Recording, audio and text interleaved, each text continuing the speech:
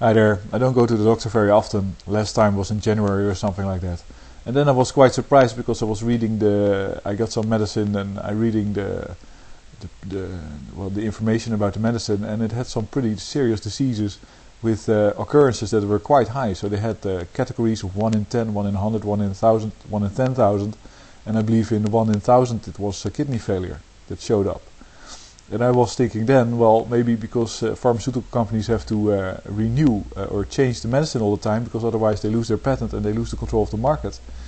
They are bringing stuff on the market that is actually quite unhealthy, but they just put it in in the description of the medicine. It's like you buy a car, and the guy says, "Well, this is a very nice car, and it will explode 1 in 1,000 times of driving it."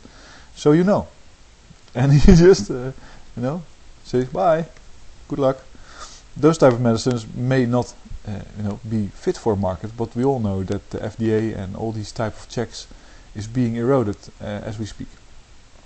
So right now I did something wrong physically, and I have some nerve stuck in my back, and feels like I have a hedgehog hiding in my lungs, and it doesn't feel very nice. So I went to the doctor to find out whether it might be some kind of infection or something. I have no clue. And he told me that it was this nervous thing. It's just a pain that will go away after a while.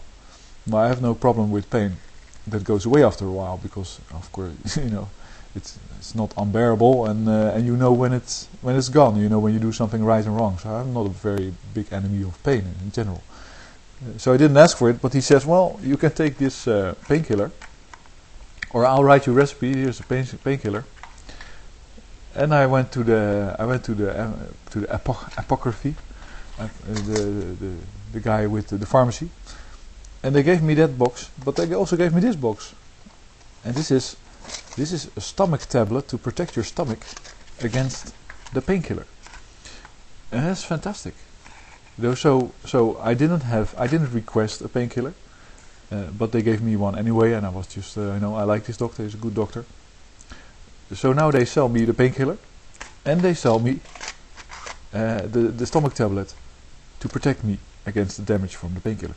Now, one of the oldest painkillers is aspirin, of course, and that also attacks the lining of your stomach. So maybe this stuff is actually rebranded aspirin, which is like the oldest type of painkiller we know, made out of beech bark or something like that, originally. But it's a package. It's just like Monsanto and agriculture. They say okay, here you have the GM crop, but you also have to have the fertilizer. And now after a week from now, when this nervous thing is gone, I'm not going to take this medicine because I don't want to have any stomach damage. I don't want to add, let's say, injury to whatever. If you're sick, that's enough. But suppose I take that stuff, then in a week time I have some problem with my stomach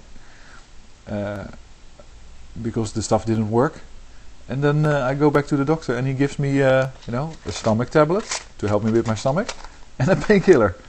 It's the other way around.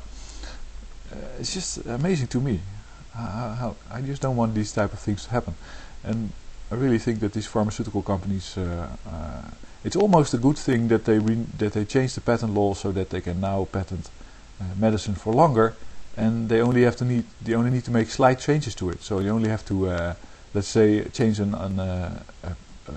something that they suppose is unimportant about it, like some molecule on the side that's not active. Of course, 20 years later you find out that it causes cancer and all kinds of other mayhem. But anyway, then it seems that they don't need to find new compounds all the time, which might be very dangerous. And we're reading about it. We're reading about the Pfizer trials with children, which had a ridiculous outcome because it's more or less, it's very indicative of how Africa works, and Kenya works maybe more specifically, or also Nigeria, but because the settlement was about a number of $1 million paid out, of which half went to the families and half went to the combination of the governments and the institutions. So, if you do wrong in a country in Africa, and you're a rich company, then you can just be coerced into paying out money But of course, the whole motivation for doing that is not to help the families to get the $30 million or something like that, but because they can take 50% a cut of the deal. But it's worrying, and I don't like these type of things. And I would like to have, of course, Europe is much better already than America. But this is what you have to rally against. Another news item related was that they have an elder home for the elderly in England, where they don't give people antidepressants when they're old. And that's like one in a 1,000 or something like that, it seems. And they say, well, yes, that means that they have their personality back. They say different things if they're different persons, and every now and then they get angry. Well, who wouldn't get angry if you're stuck in a chair all day? It would go crazy. But if you know how to deal with that, for instance, you let them outside for a while, you walk around with them in the garden, then it's okay. Yeah. So normally these people get tranquilizers, antidepressants, and they're stuck in the cupboard all day. That's the way it goes. It's really sad. But anyway, this is my adventure for this morning, and I'm not going to take these pills. Thanks.